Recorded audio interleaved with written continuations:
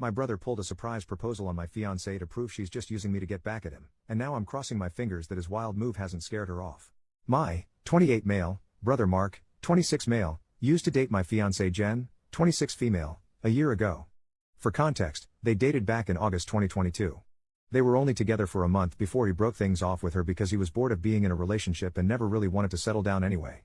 At the time they were dating I was in a different state, so I had no idea he even had a girlfriend, and I had no idea who Jen was until I met her. Jen and I met at a bar when I moved back in October and hit it off really well. She was easily the most beautiful and intelligent woman I ever met, and we met up a few times more before we made it official. Fast forward to December and I finally bring her up to my family and propose them meeting her at Christmas. They knew I was in a relationship, but I'm not the most open about my personal life, so I kept details about her to a minimum until I knew how serious we really were. My parents asked to see pictures and they started passing my phone around the dinner table. Mark saw it and blew up, calling me a shit brother for dating his ex-girlfriend, and he demanded I break it off with her. I refused. When I asked Jen about it, she confirmed they dated and gave me the details about their breakup. It took a few weeks, but eventually Mark stopped bringing up me dating his ex and I thought he was over it. On Jen's birthday this year, I took her out to a fancy dinner with both of our families and her closest friends, and I asked her to marry me. Mark flipped once again and blew up about me proposing to her, which me and my sisters immediately shut down. The incident happened this past weekend. Mark had been pretty quiet about the whole thing for the last 2 months. I didn't see him much and figured he went low contact with me, which I had no problem with. Then he invited me and Jen for family dinner at his apartment with my parents and sisters. I thought it was weird, but my parents and sisters were also going, so we agreed to go. The dinner was nice, nothing too fancy, and we moved to the living room to talk. About 30 minutes into normal conversation, Mark stood up and told us he had an announcement. He made a long speech about being happy to have his family around for his big moment, then got on one knee and pulled out this cheap ring while asking Jen to marry him. Jen was confused and obviously uncomfortable and demanded that he put it away and stand up. My dad tried to make a grab for Mark, but I got to him first and punched him. I won't repeat most of it, mostly because I was too angry to even listen to most of it, but he said something along the lines of wanting to show me that Jen wasn't really into me and just wanted to get back at him. Before it could get worse, my parents rushed me out and promised to talk to him. It's been a few days since it happened and I'm still pissed off. I don't know what to do at this point. I'm scared Jen might have second thoughts marrying me because of this. Any advice? Edit to add later that day. First, thanks for reading and responding. I want to clarify a few things that I saw in the comments. 1. Jen and I are newly engaged. It was one of those feelings where we both knew we were in it for the long run. As fast as it is, I'm sure about her. 2. When we met, I was the one who approached her, not the other way around. Whether she knew or had suspicions of us being related, I don't know. I asked after finding out they dated and she says she had no idea. I didn't have a reason to doubt that, but I can admit this, seemingly, overreaction on Mark's part does raise red flags. 3. I had no idea she and Mark dated when I met her. Mark and I aren't close at all. We used to be, but as we grew up we drifted and talked less and less. Before I moved back, we didn't really speak much aside from special days like his or my birthday. Jen knew of my family but not much until I decided I was ready to introduce them to her. When she and Mark met, again, I didn't get a sense of any residual feelings on either part. She didn't treat him like a stranger, but she also wasn't overly affectionate with him either. 4. I was told this was a relationship that lasted a month. I didn't think I needed permission from Mark to ask her to marry me, but maybe that was wrong of me. I'm not sure. That being said, I plan to talk to Mark this weekend to lay everything out on the table and figure out what's up. I never asked for his side of their relationship, which is my fault for not doing my due diligence. Update 2 days later, I called Mark and asked him to meet up with me at my place to talk. I told him I would prefer Jen to be around for the talk as well, but I was cool with it if he didn't want her there. He agreed to talk to both of us and showed up at my place around noon today. It was pretty quiet for a few minutes before I started the conversation. I apologized for not warning him I would be proposing to Jen, and I apologized for hitting him. He said it was whatever, but he appreciated the apology. I told him what Jen had said about the relationship and breakup when I asked her about it, and I asked him to confirm if it was true. I pretty much said that his reaction throughout this whole thing has been extreme and I wanted to make sure I wasn't misunderstanding their relationship or downplaying how serious they were. He confirmed that they only dated for a few weeks and he broke up with her because he lost interest. Jen asked if he was acting like this because he still had feelings or regrets about ending things with her. He said he could admit he thought she was more attractive than when he last saw her, but there weren't any feelings or regrets. He said he just didn't like seeing a girl he dated, even if it was short term, with his older brother, and as a man I shouldn't have violated him by pursuing things with his ex. I reminded him that I had no idea they dated, so it wasn't like I consciously did this knowing their history together. He shrugged me off and said it didn't matter, I still should have broken it off. He was adamant that if the roles were reversed he would have done the same thing, which I highly doubt. I asked him why he proposed to her if he didn't have any lingering feelings. Basically, to sum it up, he was talking about it to one of his buddies who was around when Mark and Jen dated, and the guy put the idea in his head that maybe Jen knew from the start that we were related and was doing this to get back at him, considering Jen had been hung up on him after they ended. He and his friend thought it would be a good idea to test it and see if they were right, so he came up with the idea to propose and see if she dumped me for him. Jen asked him to elaborate on why he thought she was hung up on him, and he told her that he heard she was asking about him following the breakup and still hanging out at the places they used to go to, so it was a valid assumption. Then for her to pop up randomly with his brother affirmed his suspicions. Jen told him she'd only asked about him once following the breakup and she'd been hanging out at those places with friends before they started dating and she wouldn't avoid them because of a breakup. She also told him she was offended at the idea that she would go as low as to pursue me, just to get back at him. He shrugged and gave her a half apology but said she had to see it from his point of view. He asked her if she really didn't know and she told him that she didn't see the resemblance in us until we were in the same room and we act nothing alike, so it never crossed her mind, and he said okay. That pretty much wrapped up the conversation. He did tell me before he left that I could take back his invite to the wedding because he can't bring himself to support our relationship knowing he used to date her. I told him he didn't have to worry about that as he was most likely going to be uninvited anyway. It's been a few hours since our talk and I do feel better. My parents aren't too happy about him being uninvited, but they understood that it was a mutual decision and probably for the best. My sisters told me they knew he didn't have a good reason for being a jerk and they don't blame me for not wanting him at the wedding. As of now, I'm going to limit contact with Mark and I doubt he'll reach out to me anytime soon either. Once again, I want to thank everyone for reading and commenting, and if anything significant happens, I'll update again. Second update 2 months later, so I've been low contact with Mark since our last conversation. I haven't called him and he hasn't called me, and our only interactions have been in family settings. As it stands, my mom is now upset that Mark is still uninvited for my wedding. It started with a comment made during my younger sister Sophie's birthday, 22 female. Her boyfriend of, I think, 4 years proposed to her at the end of the night and we sat around talking about what she envisioned for her dream wedding. She talked a bit about wanting a destination wedding and her ideas for the cake and dress. Then she said something along the lines of, "Teddy, I know Mark's banned from your wedding but you won't care if he comes to mine, right?" I laughed it off and told her I can't get mad about her guest list even if I wanted to. My mom gave me this weird look and asked if Mark was still not invited to my wedding. I told her yes and she got irritated. She told me she thought I was joking and said I was being unreasonable to go through with banning him from the wedding since he's family. She accused me of holding a grudge just to be petty. I reminded her that he and I agreed on him not coming. I then told her that this wasn't the time to talk about my wedding since the day was about Sophie, and if Mark or her want to talk about my wedding they can call me another time. Sophie laid into my mom a bit about trying to make her special day about Mark and my mom dropped the issue. For those of you who might be wondering, Mark wasn't at Sophie's party because he apparently had to work and couldn't make it. A few days later, my mom stopped by my house and said she wanted to discuss my wedding. She asked me why I was so adamant about Mark not coming to my wedding. She said that I shouldn't be so insecure about Mark and Jen's previous relationship and that uninviting him was a step too far. I told her that Mark and I mutually agreed on him not coming to the wedding and he can come to me about it himself if he has a problem with it. We got into an argument and she said that if I wasn't going to re-invite Mark then she would not be coming either because I'm ostracizing her son. I shrugged and told her if that's what she wants then she can toss her invite in the trash because I won't beg her to be there. She asked me if I would really be okay with her not attending and I told her it wouldn't be the first time she missed an event of mine because of Mark. She said I was being an off for throwing her past mistakes in her face and she stormed out. I then started getting messages and phone calls from her and a few family members about the whole situation saying I was in the wrong and urging me to invite Mark just to keep the peace. Jen's also been getting messages from my mom asking her to talk to me and get me to change my mind, but to my knowledge she hasn't been responding. So far, most of my mom's side of the family are standing in solidarity with her and not attending, while my dad and his side of the family, which is only my aunt and uncle and their 2 kids, agree with me and are still coming. My sisters are also still coming to the wedding and of course Jen's family too. Also, I talked to Mark about it and asked him if he had a problem with not having an invite. He said he uninvited himself in the first place and he doesn't get why they're making a big deal because he still doesn't want to go. He told me to leave him out of the fighting because he's not involved and he says he'd tell her the same. As of now, I'm back to being low contact with my mom, but my dad and I are still on decent terms. I'm still deciding on whether I'll re-invite my mom and her family, should they change their mind about the boycott, but the chances are low and I told my dad this too, which he understands. For now, Jan and I started looking into downsizing the venue since the guest list is significantly smaller. Update 3, my mom is uninvited from the wedding indefinitely. About 2 weeks after she decided to not come to the wedding, she stopped by and said she wanted to clear the air and talk about everything. We agreed and invited her in to join us for dinner. Jan made her a plate of food and I asked her if she was still planning on not coming to the wedding. She said that while she wants to, she can't get over me not inviting Mark because of a simple mistake. I reminded her that his simple mistake was proposing to my fiancée with me sitting less than 3 feet away from him, and she said it was just a joke. Jan asked her why she wanted to talk if she was maintaining the same stance on Mark coming to the wedding. She said she wanted to talk to Jen and she was hoping Jen would hear her out and talk me into inviting Mark again. She apparently assumed I was at work and she'd be able to catch her alone. Jen politely told her that she understood her thought process, but she wouldn't have had that conversation anyway without me present since this is about my brother. My mom made a comment somewhere in the lines of Jen being spineless and unable to have a conversation without me thinking for her, which started a pretty heated back and forth between the 3 of us before Jen told her to get out. She got up and started walking towards the door and my mom followed her still screaming at her. By this point she's yelling about her tearing our family apart. While Jen was unlocking the front door my mom grabbed her hair and pulled her to the ground still screaming. She hit her and tried to claw her face and I dragged her off of her and threw her outside.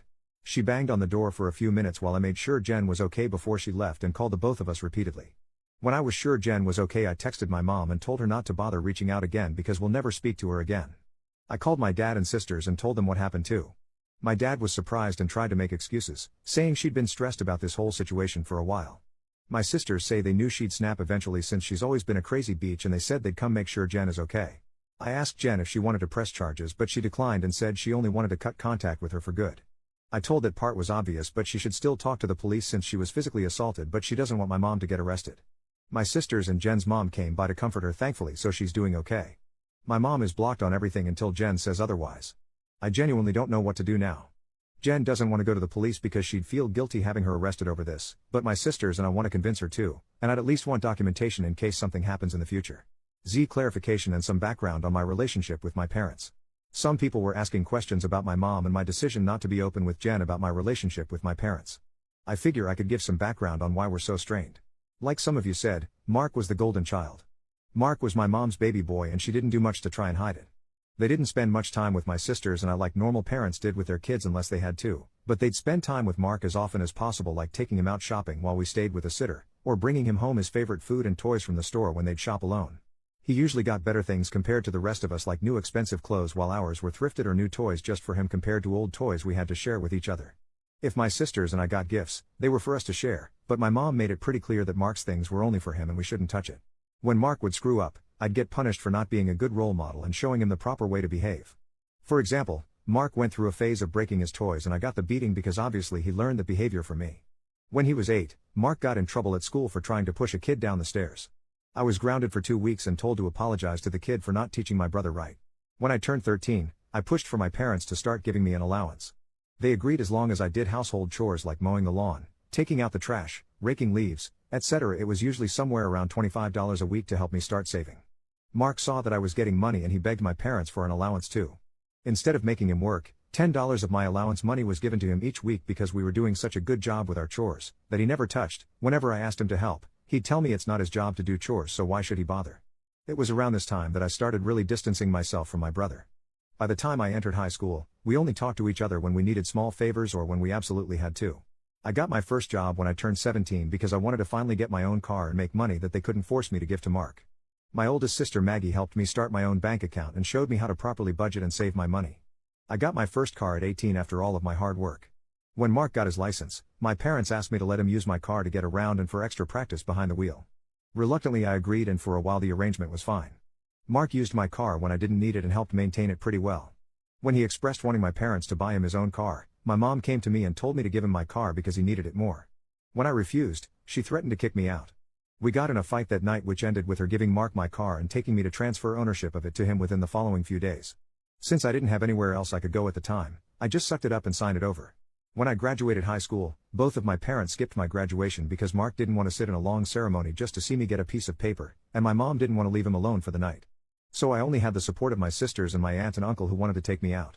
They ended up having to bring me home at my parents' request because they made me dinner to make it up to me. It was a dinner I couldn't eat because my mom put shrimp and chicken on the same serving dish and I'm allergic to shellfish.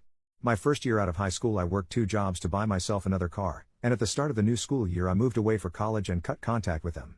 They, mostly my mom, tried to reach out for the first few months via social media and Sophie, but I never responded and I told Sophie she would be cut off too if she kept trying. When she couldn't get to me through Sophie, she tried going through my older sister Charlotte, and a few times through Maggie and Mark until I threatened to file a restraining order for harassment. It was a bluff because I had no idea how to do it, but it managed to scare her off and the most I got from her was happy holiday texts over the years. Around the time I moved back, Charlotte told me they had been seeing a family therapist, at Charlotte's request, and my parents wanted to apologize for their treatment of us. I was hesitant but I agreed as long as they would be genuine, and the reconciliation process started when I moved back home. That doesn't even scratch the surface of everything they put me through, and it took a lot for me to even begin to let them back into my life. When I met Jen, I wasn't sure where my relationship with her was going or where my relationship with my parents was going. I didn't want to mention my family at all mostly because I was ready to cut contact again if I needed to. Jen was understanding of it being a sore subject and didn't press for more. I hope this helps shed some light on some of the questions I've been seeing pop up. Update 4. I want to thank everyone who's taken the time to give me advice on what to do going forward and all the kind messages and comments I've gotten over the past few days and weeks. Jan and I have read the comments together and everything is appreciated. To answer the most common question about why I chose to reconnect after everything, the short answer is because I would do anything for my sisters. Charlotte wanted the entire family around and for the birth of her first child and to help her while she adjusts. She didn't want part-time aunts and uncles who would only visit her kid during birthdays and holidays. She was never the type to ask for much of anything growing up, so when she asked if I would be willing to try for her, I agreed because it would make her happy. I also think part of me hoped that maybe they'd changed. I don't regret trying to reconcile either. My parents are still terrible, but I met the love of my life, so I call it a win. A few people wanted to know if there's an update, so here we go. Sorry if it's a mess or confusing, a lot has happened. We filed a report with the police and were told that even though Jen doesn't want to pursue anything, it's not up to us to decide whether it goes further, but they would keep our preference in mind. We provided some pretty decent evidence of the assault, including pictures of Jen's face and texts with my mom and dad talking about what happened. We were advised to report and record any other incidents with my mom going further in case anything else happens. Considering where we live, I doubt it'll go anywhere, but at least we have it on record. I got about 100 angry text messages that tell me they at least spoke with her regarding the incident. My mom tried to corner me leaving my job and screamed at me about trying to ruin her life. She kept screaming that I was an awful son for trying to get her arrested over a small misunderstanding and she didn't understand what she'd done to deserve being punished like this. I told her that if she didn't like being in legal trouble then she shouldn't have hit Jen. She demanded I tell the police to forget the report, which I refused. I told her exactly what the officer said about it being out of my hands. She had a tantrum in the parking lot and hit me a few times, just on the chest and arm, before security intervened and dragged her off the property. I had to talk to my boss about the incident. Luckily she was understanding of everything going on after I explained what was happening. When I got home, I told Jen what happened. She was upset and asked that we discuss the plan with my family moving forward. It was a long talk, but we took the advice of some Redditors and decided to go completely no contact with my family aside from my sisters. We agreed that having them in my life is adding unnecessary stress for the both of us, and we aren't even married yet. She told me she wanted to consider moving away and putting some distance between us and my family. She said that she tried to stay out of my family issues because it's not her place, but she refuses to put up with my mom and her behavior or my dad enabling her abuse. A lot more was said, too much to put in this post, but I agreed with her that they were more trouble than they're worth and I also don't want to put up with this anymore. I also agreed to go to therapy and she's helping me find a therapist. I decided to call my dad after our talk and let him know I would be going no contact. He didn't answer the first time I called, so I left a message asking to have a long talk. When he called back, he asked if it was okay for my mom to be a part of the conversation. I told him it was okay since she needed to hear what I had to say too. The conversation went about as well as you could expect. I told them both that Jen and I are cutting them out of our lives. My dad demanded to know why I would do something like that after going through all the trouble of repairing our relationship. I told him that this entire thing with Mark has shown me that nothing is actually repaired between us and, as far as they're concerned, the world revolves only around my mom and my little brother. I told them that their continued favoritism of Mark has brought our relationship to a point of no return and that I wasn't interested in holding on to a failing relationship. I told them that I agreed to reconcile for Charlotte's sake, but I don't appreciate all of the disrespect towards me and Jen, and that I wouldn't put up with it anymore for both of our sakes. To my mom specifically, I told her that I was tired of her using me as a scapegoat for her bad parenting and Mark's attitude. I also told her that I would never forgive her for what she did to Jen and what she did to me and my sisters growing up. She started to say how I should move on like my sisters have, but I cut her off and told her that she should take their forgiveness and move on because she would never receive it from me, especially after everything she's done these last few weeks. She started crying and asking me how I could treat her like such a villain. I told her she could only be upset with herself because I've done nothing wrong. She cried harder and told me how much she regretted having me and how I've only tried to ruin her life. This started a heated argument between her and Jen once again, and Jen told her in much more colorful words that she was disgusting, and plenty of other nice names, for saying something like that to me. I don't know if she left the room or just decided to shut up, but my mom stopped talking when Jen was done speaking to her. My dad said he wasn't okay with being shut out of my life and he asked me to try to understand my mom's point of view. He said that she was also struggling because her kids were at odds and I was being unfair to punish her for her struggles with raising and caring for us.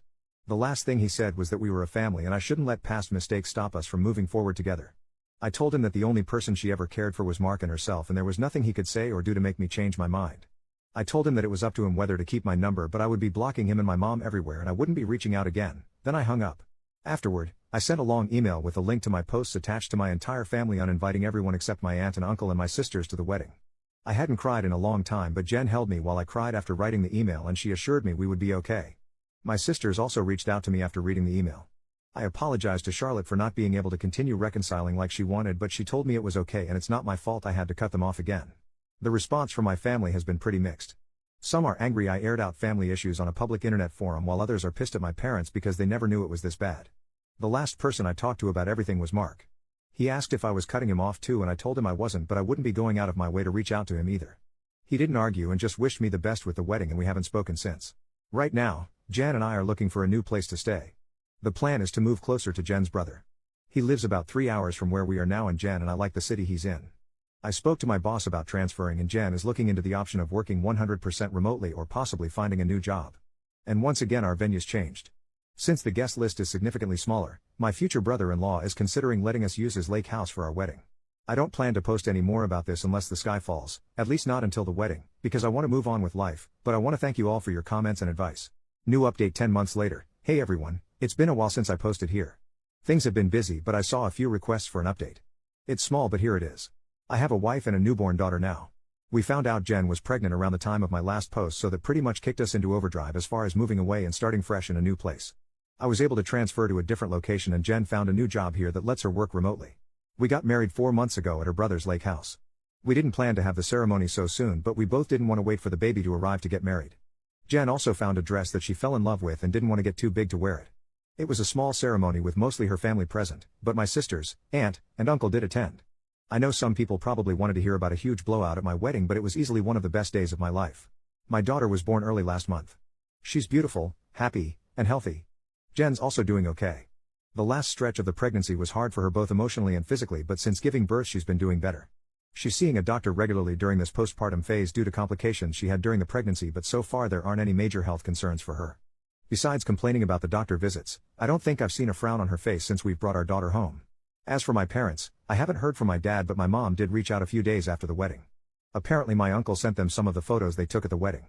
My mom made a fake Facebook page and started spamming Jen and I with angry messages about excluding her from both the wedding and from Jen's pregnancy. She went on a lengthy tirade about being entitled to being part of her grandchild's life and about how unfair it was that she wasn't allowed to be present in our lives. She asked to come visit us, demanded we visit her, and even asked to be in the delivery room, all of which was quickly shut down by me. I screenshot everything and emailed it to myself in case I'd need it for a protection order in the future, then I blocked her. I haven't heard from her since, but I know she's been harassing my sisters to get us to talk to her. I don't know what, if anything, they're doing about it, but I did make it clear that we have nothing to talk about with her. For everyone wondering if Mark and I have been in contact, the answer is yes. He called after we came back from our honeymoon and congratulated us on the wedding and pregnancy. We did have a long talk about everything that happened. I won't go into detail, but we both got to say a lot, and he did offer both me and Jen what feels like a sincere apology for what he did. We've been texting a bit here and there since we talked. It's mostly just small talk and life updates, but he did invite me to have a drink with him next time I'm in town. I don't know if I'll accept it, but I told him I'd think about it. Thanks everyone for the support and well wishes you've all given us. Sorry if this update was all over the place. Edit, just to clear it up before anyone asks, Mark doesn't know where I live and likely won't know in the future. If he chooses to give updates about my life to my parents, that's his choice. I won't give him any details that he can pass on that would help them pop up unannounced. Unfortunately, even if we are able to form some sort of relationship, I'll never be able to fully trust him.